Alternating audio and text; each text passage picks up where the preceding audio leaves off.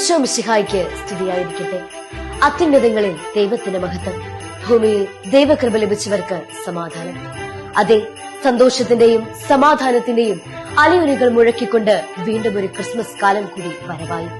മനുഷ്യരക്ഷയ്ക്കായി പിറവിയെടുത്ത ലോകരക്ഷകനായ ഈശോ മിശിഹായുടെ തിരുപ്പിറവിയുടെ ജൂബിലിയാണ് ഈ വർഷം നാം ആഘോഷിക്കുന്നത്.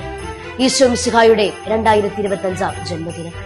നക്ഷത്രങ്ങൾ കൂടുകൂട്ടിയ കുളിരുള്ള രാത്രിയിൽ പുൽക്കൂടിന്റെ ചൂടേറ്റു പിറന്ന ഉണ്ണിയേശുവിനെ നമ്മുടെ ഹൃദയങ്ങളിലേക്കും കുടുംബങ്ങളിലേക്കും വരവേൽക്കുന്ന പുണ്യദിനം.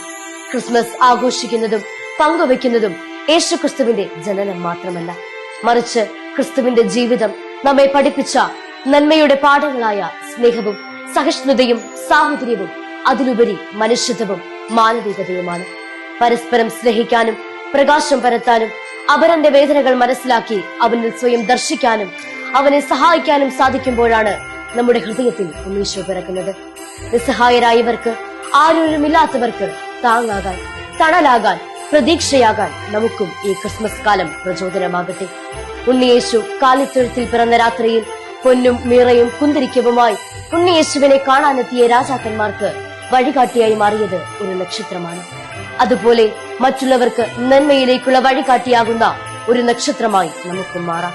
വിണ്ണിലെ സന്തോഷവും സമാധാനവും മാനവ ഹൃദയങ്ങളിൽ നിറയാൻ ഈ ക്രിസ്മസ് കാലം സഹായകമാകട്ടെ. യഥാർത്ഥത്തിൽ എന്താണ് ക്രിസ്മസ്? ദൈവം മനുഷ്യരായി അവതരിച്ചതിന്റെ ഉത്സവാഘോഷമാണ് ക്രിസ്മസ്.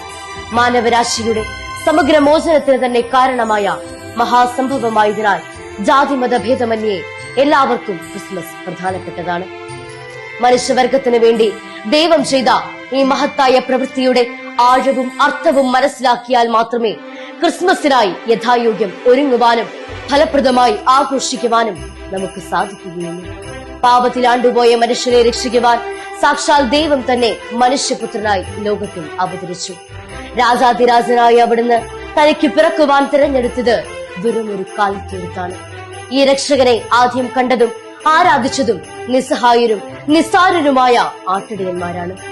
ദൈവദൂതൻ അവരോട് പറഞ്ഞു, ദാവീദിന്റെ പട്ടണത്തിൽ നിങ്ങൾക്കായി ഒരു രക്ഷകൻ, കർത്താവായ ക്രിസ്തു ഇന്ന് ജനിച്ചിരിക്കുന്നു.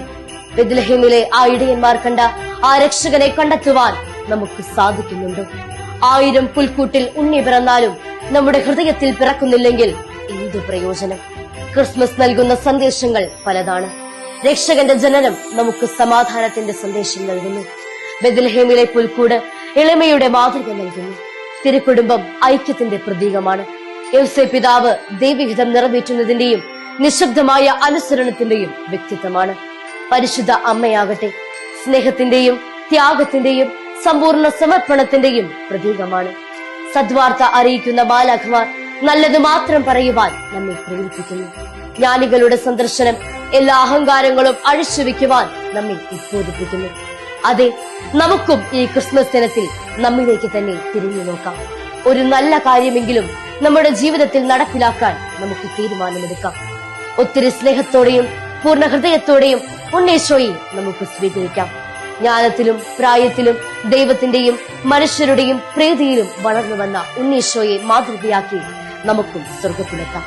ഏവർക്കും ക്രിസ്മസ് ദിന ആശംസ.